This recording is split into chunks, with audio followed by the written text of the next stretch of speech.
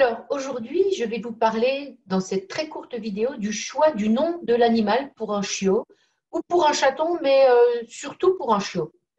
Alors, je vais vous parler de la signification, c'est-à-dire du sens du nom dans une prochaine vidéo, parce que ça peut avoir une influence sur le comportement ou la personnalité du chiot ou du chaton.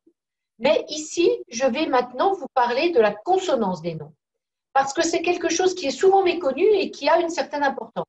Concernant les syllabes, c'est-à-dire les sonorités, eh bien, quand vous allez choisir le nom de votre chiot, essayez d'abord, bien entendu, de lui trouver un nom qui lui correspond. On en reparlera dans une prochaine vidéo. Mais il faut également faire le choix de son nom en fonction des voyelles qu'il compose. Parce que certaines voyelles nous entraînent vers des tons aigus et d'autres vers le grave. Par exemple, quand vous dites « i », ça fait monter la voix. Et donc, si vous appelez votre chien « Phoebe », eh bien, quand vous l'appelez, il va percevoir des notes hautes.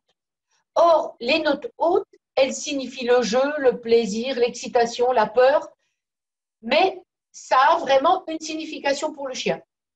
Quand on a peur, on crie et ça part vers les notes aiguës. Si vous écoutez des vocalises de chiens, par exemple, eh bien, le chien, quand il a peur ou quand il joue, les aboiements sont aigus. Si vous l'appelez pour jouer ou parce que vous avez peur, eh bien, cela correspondra très bien. Par contre, si vous voulez le faire obéir, il va falloir baisser le ton de votre voix. Et ce sera beaucoup plus facile de lui demander d'obéir s'il a un nom avec des voyelles qui sont plus dures, comme un A ou un O qui entraîne vers des sons graves, que s'il y a des voyelles dans son nom qui montent vers le I. C'est sûr que moi, j'avais appelé par exemple ma chienne Tosca. Quand j'ai pris ce nom de Tosca, elle était bébé. Et donc, quand j'ai choisi son nom, c'était vraiment un nom que j'avais envie de lui donner parce que porteur de sens pour moi à cette époque-là. Et puis, il y avait les voyelles O et A. Et donc, quand vous l'appelez, si vous dites un Tosca au pied, ce n'est pas la même chose que si vous dites un Phoebe au pied. Ce sera donc beaucoup plus facile de vous faire obéir avec un nom comme Tosca ou avec un nom comme Yop, qui contient des O ou des A. Maintenant, le E. Le E est beaucoup plus neutre, donc il a moins de signification. Par exemple, une de mes chiennes s'appelle Namasté. Mais en fait, si jamais je dois la rappeler un petit peu sèchement parce que, par exemple, une urgence, eh bien, je vais lui dire Namaste. Et du coup, ce sera un petit peu plus dur et plus bref. Je ne dirai pas le et. Quand je joue avec elle ou que je la câline, je lui dis Namasté. C'est plus doux. La voix prend tout naturellement une consonance plus neutre du fait du et. Le petit chien de ma maman qui s'appelait Zip.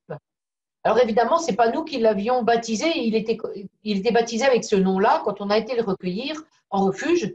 Et elle avait beaucoup, beaucoup de mal à se faire obéir de ce petit chien. C'était très compliqué parce que avec ce nom, la voix monte automatiquement. Et plus on crie, plus ça monte. Et c'est beaucoup plus difficile d'avoir un timbre grave avec du I qu'avec du A ou du O. Voilà donc concernant le choix du nom que vous allez donner à votre loulou. Et je pense que c'est une petite astuce qui peut être importante. Et puis, bien entendu, prenez également des noms courts, pas des noms à 4 syllabes. L'idéal, ce sont les noms à 1 ou 2 syllabes.